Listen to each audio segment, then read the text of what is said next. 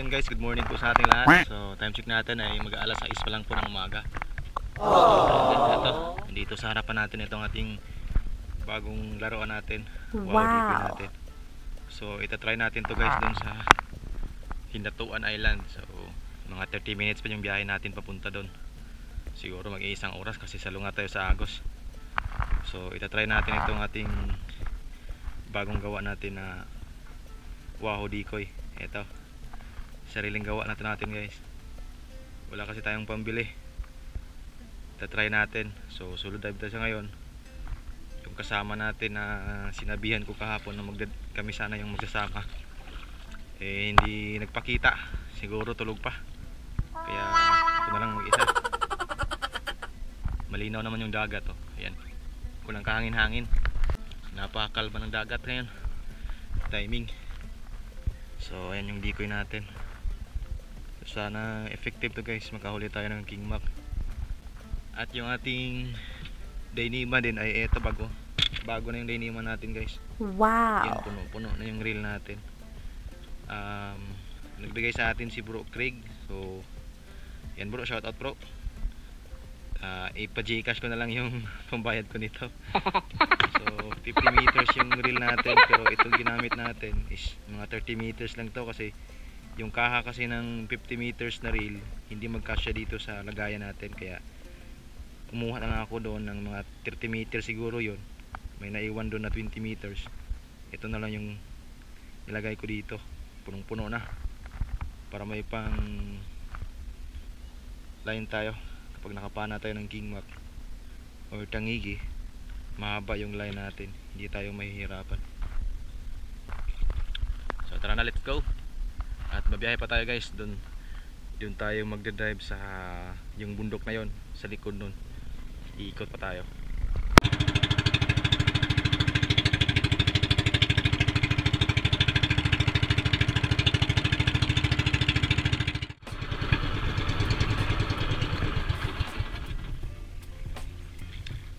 So dito na tayo guys sa area. Dito tayo sa Hindatuan. Merong pasig dito or mababaw. Nasa gitnang laot. Yun yung tabi. Malayo dito. So dito tayo magda-dive. Try natin dito guys kung may Tangigi or King Mac. So pobre naman dito sa hangin kaya okay lang. So try natin itong ating decoy. Susubukan natin kung makadali tayo. So tara na. Prepare lang muna tayo saglit tapos dive na kagad tayo. Sana makadali tayo guys.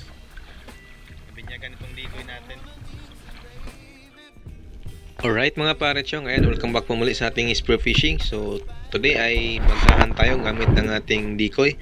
Maghahan tayo ng mga King Mac or mga anything na lalapit dito sa ating decoy. So ito yung ating Wahoo decoy guys. Ito yung itsura niya kapag nasa ilalim na. Ang area nga pala natin dito ay nasa mga 5 dipa yung lubid po natin. At after nga nating may babad yung decoy natin, kinuha ko na kagad yung spray gun natin at nang mailod na natin yung rubbers natin dito.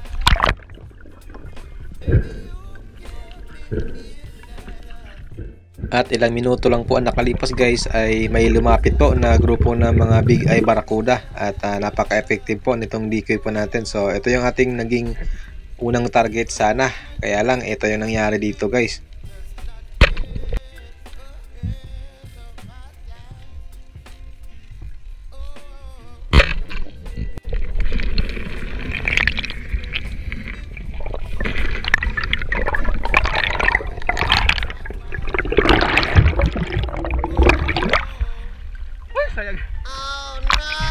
Sa sobrang lapit po ng big eye barracuda ay tumagos po yung shafting natin guys, kaya lang hindi po nagbukas yung sima natin or flapper natin, kaya yung nangyari ay nakawala po yung unang isda sana natin sa araw na to.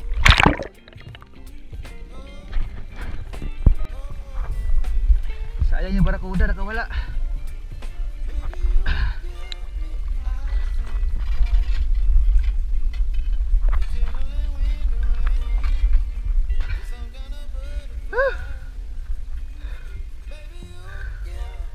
Sayang yung barracuda guys.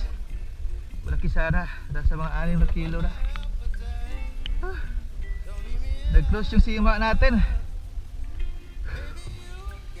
Hindi nakabuka kaagad. Sayang.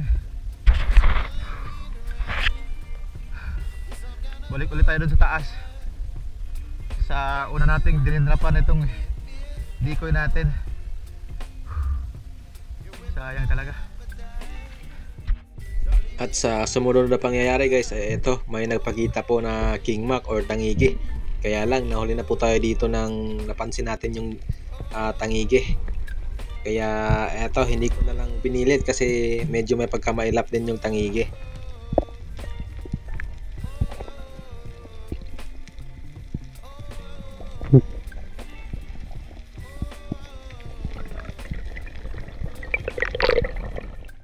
At habang nag-aabang ako guys ng isda na lalapit sa decoy natin, ay nadaanan ko dito sa Bahura. Meron pong sweet clips or oriental sweet clips na good size na. Kaya sinubukan kong mag-ambush at nang mapana natin ng isda na to.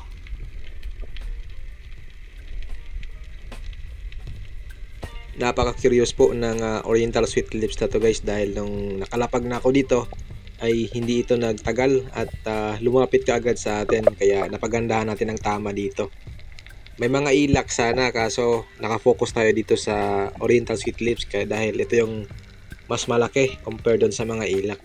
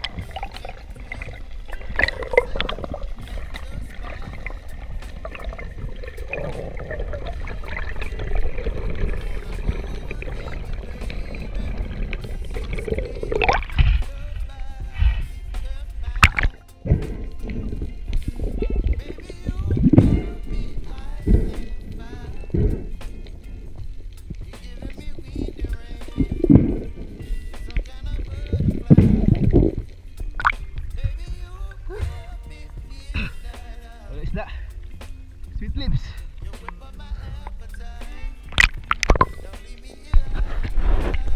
At sa kaparehong Bahura lang guys ay may napana akong isang ilak na malaki na rin, kaso hindi ko nabidyohan kasi sa sobrang bilis ng pangyayari. Akala ko kasi may walang ilak na lalapit kaya in-off ko yung camera, at nung na-on ko ulit ito ay huli na, kaya eto, nahuli na tayo sa pag-video. At sa unahan lang natin guys ay ito, may lumapit na grupo po ng mga big eye barracuda. Grabe, ang lalaki na po nila, nasa mga 6 na kilo na yung bawat piraso dito. Kaso lang nahuli tayo ng pagsisid kasi inintay ko pa na mag-on yung camera, kaya yung nangyari ay hindi ko inabutan itong mga barracuda, at nung sinubukan ko itong babaan ay mailap na, kaya no choice tayo kundi mag-resurface na lang muna tayo.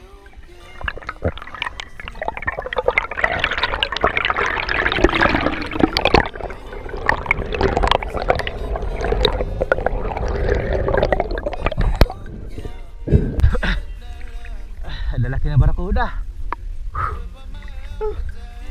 Yan na, mailap.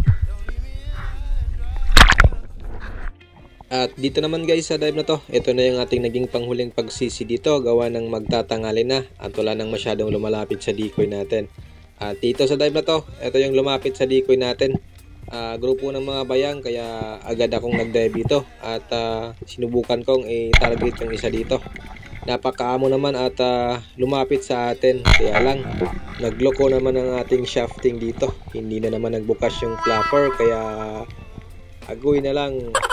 Puro sablay tayo dito sa unang attempt na paggamit ng decoy natin.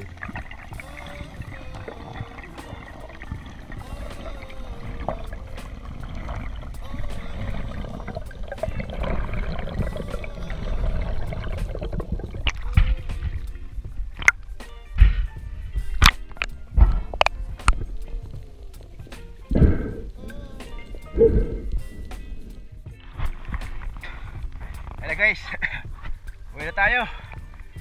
Wala nang isda. Tutuman na. Siguro maganda lang yung decoy kapag madaling araw. Kapag ganitong mga oras na wala na, matumal na. Siguro alas 11 na ngayon ng umaga. Wala na nagpakita. Wala na lumapit sa decoy natin. So uwi na tayo.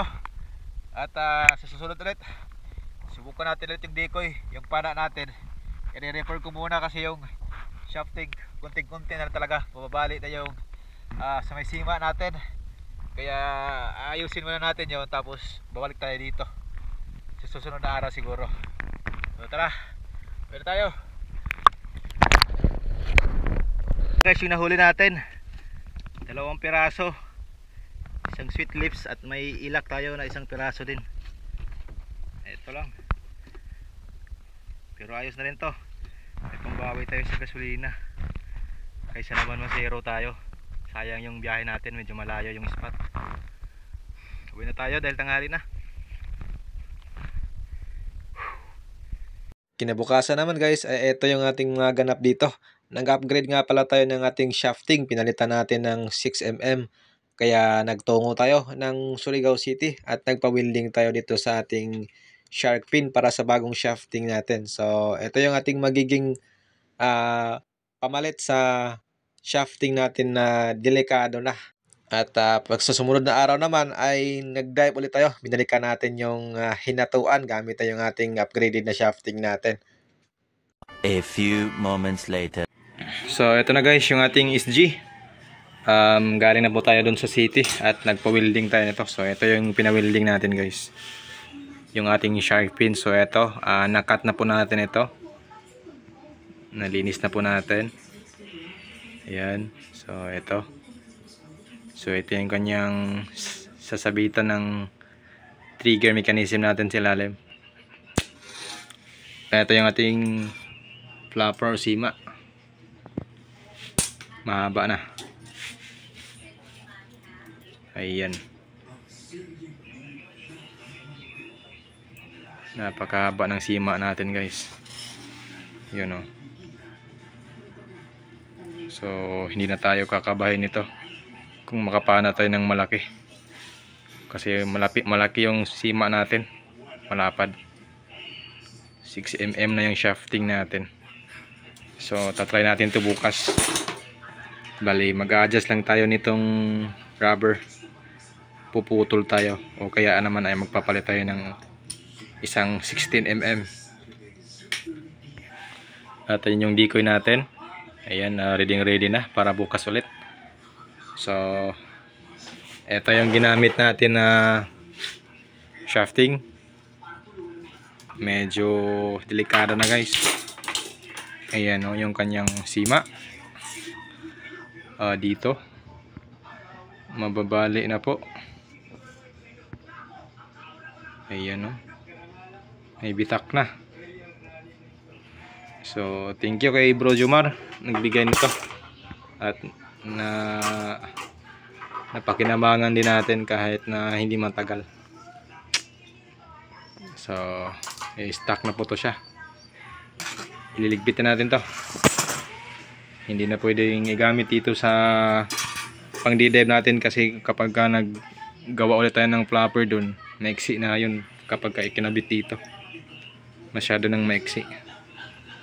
So ito, test natin to bukas.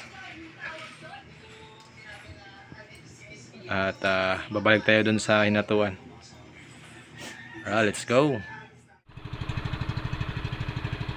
So ayan guys, nandito na tayo sa spot. Dito na tayo sa likod ng hinatuan. So dun sana tayo magpupwesto sa pinagpwestohan natin sa may Pasig. Kaso malakas pa ang agos. Ayun, kitang kita dito. So dito na lang muna siguro tayo sa tabi. Magsisimula tayo dito sa may bato. Papunta tayo dun sa pinakadulo. So gamit yung decoy natin.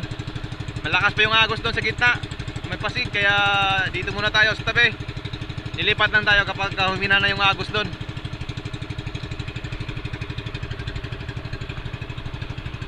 Medyo makulimlim yung panahon natin ngayon.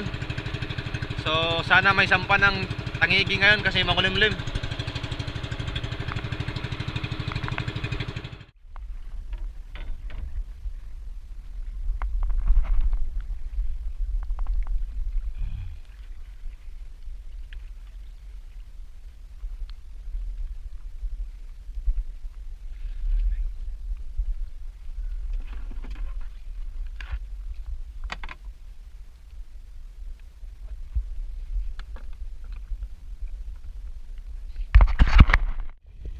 At after nating mababa guys yung decoy natin, ay agad naman na may nagpakita na isang kingmak or tangigi. Kaya lang, mailap naman ang tangigi na to, kaya hindi ko na pinilit, hindi ko na pinana, gawa ng napakalalim na po ng sinisid natin, kaya nag-resurface na ako dito.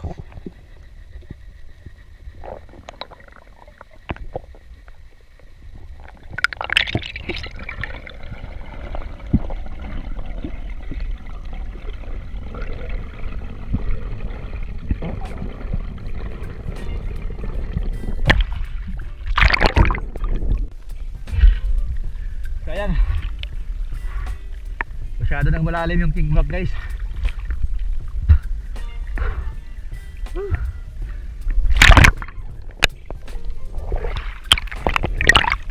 Malaki pa naman sana.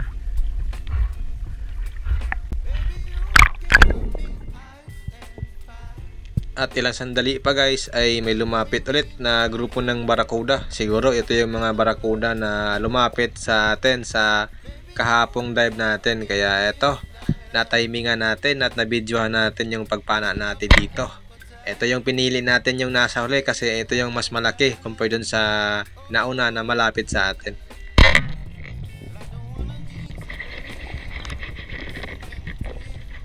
Good holding shot naman guys, kaya hindi ko na binigyan ng line yung big eye barakuda na to dahil isasabit niya po dun sa ilalim ng malaking bato. Kaya pinilit ko na lang na pigilan, at since kaya din naman natin dahil hindi naman ganong kalakasan yung isda.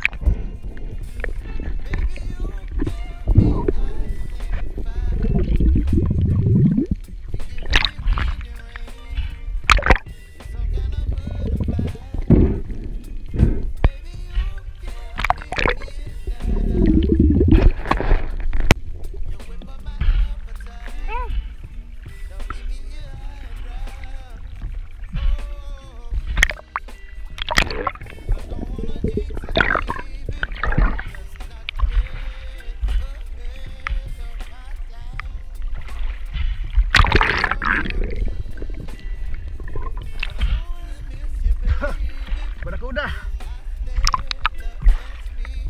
Sana mahuli kita.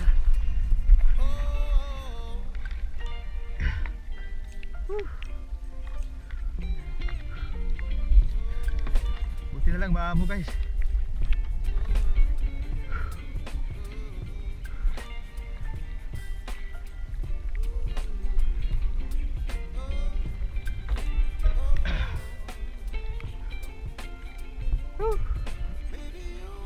Huwag kang makawala.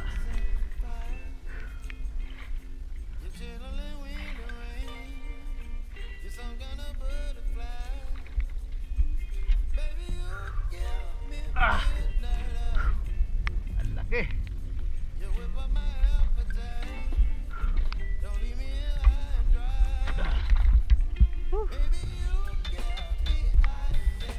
Ang laking barakuda. Ayan, unang pasampa natin. Isang barakuda. Malaki guys. Nasa mga 6 na kilo ito or 5 kilo siguro. Mabigat. Ay barakuda.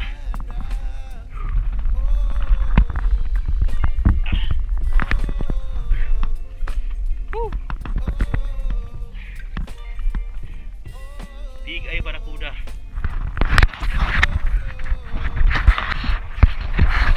Sampa sa dikoy natin.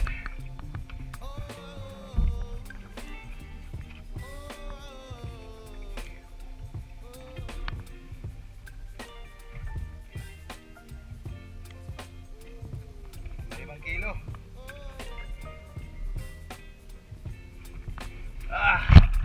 Thank you. Hindi na tayo lugi. Magkasulina na tayo.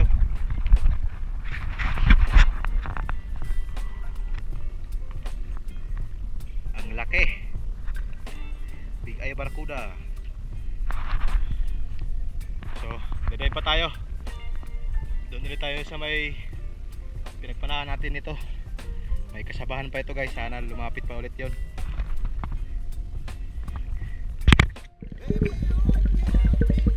At after ko naman guys mapana yung barakuda ay biglang tumumal. Wala nang nagpakita at lumapit sa decoy natin maliban doon sa mga grupo na naman ng mga batog na maliliit.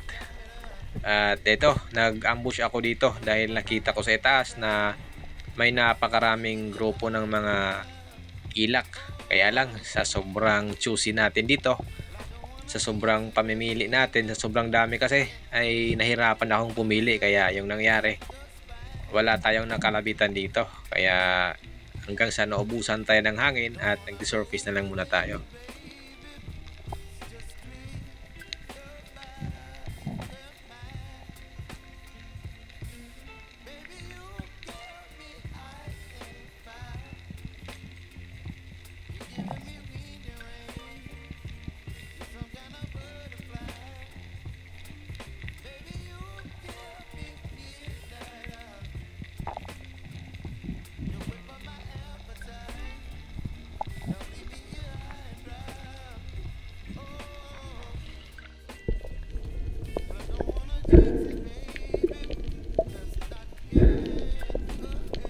At dito naman guys, may nakita akong ilak na pumasok dito sa ilalim ng malaking bato na to.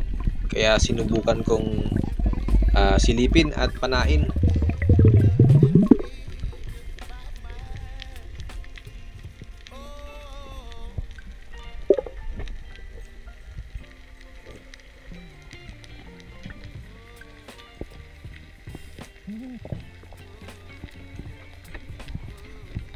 Nung masilip ko naman ang tong bato na to guys, ay napakalawak pala sa ilalim. Kaya hindi ko napansin kagad kung saan na sumuot yung ilak. Kaya ito, sa paglingon ko naman sa gilid ko, ay may mga good sizes naman na indangan. Kaya kumuha na lang ako ng isa dito para pangulam ko dun sa bahay pag uwi.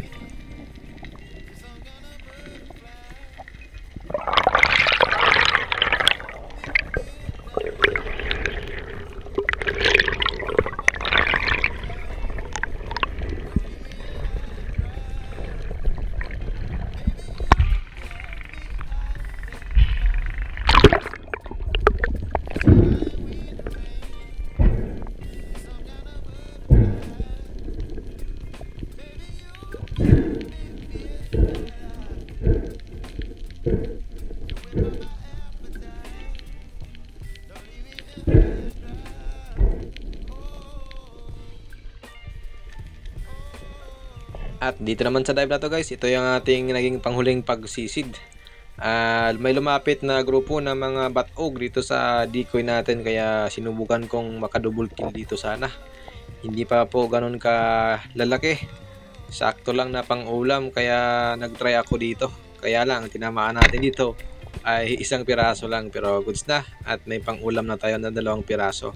At pagkatapos din ito guys, ay umuwi na ako dun sa isla at nagbenta pa tayo ng huli natin na big eye barracuda at sinapchap natin. At buti na lang may namili naman na mga kapitbahay namin, kaya ayun, kumita pa rin tayo kahit papano sa isang isda natin.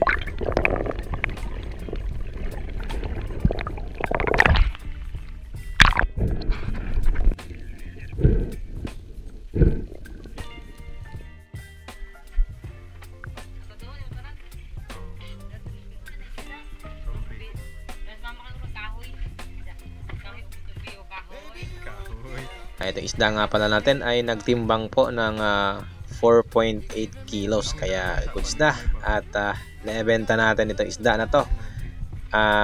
Chinap-chop natin, may naibenta tayo ditong mahigit 3 kilo. At yung binta natin ay 200 po per kilo, kaya goods na yun kahit papano.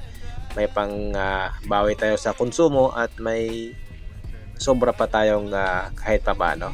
So ayan, na bago magtapos yung ating video ay shout out muna tayo. Shout out una kay Ma'am Rosana Villahermosa from Davao City, kay Romel Navarrete from Barangay Canchasay, Denise De La Cruz family from Nahay Cavite, kay Johnny Haiktin, kay Roland Santos at sa Topal family, at kay Sir John Brando Bagayas. At shout out din kay Kuya Nord TV, Suntrick Fishing, Father and Son Fishing TV, kay Castrike TV, Rapis for Fishing, Linus Fishing Adventure, kay GR Adventure TV, Tumbaga Hunter TV, kay Jik Abenaris for Fishing, kay Rinan Fishing Adventure, Super Pilo TV, Panoy Neil Vlog at kay Hunt with Ikong. Maraming salamat po.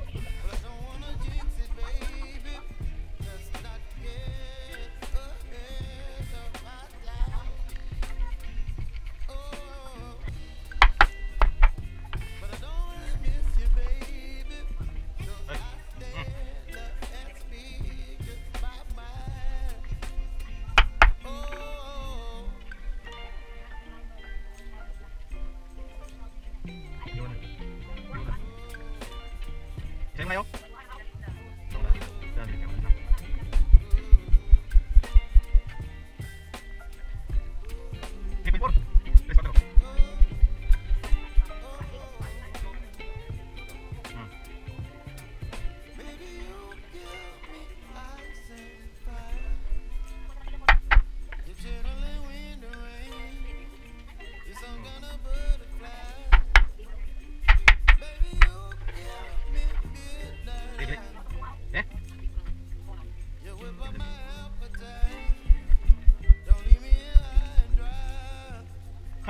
Terus, hai. Terus. 1 pinto. Terus. Ha? Oh, 40.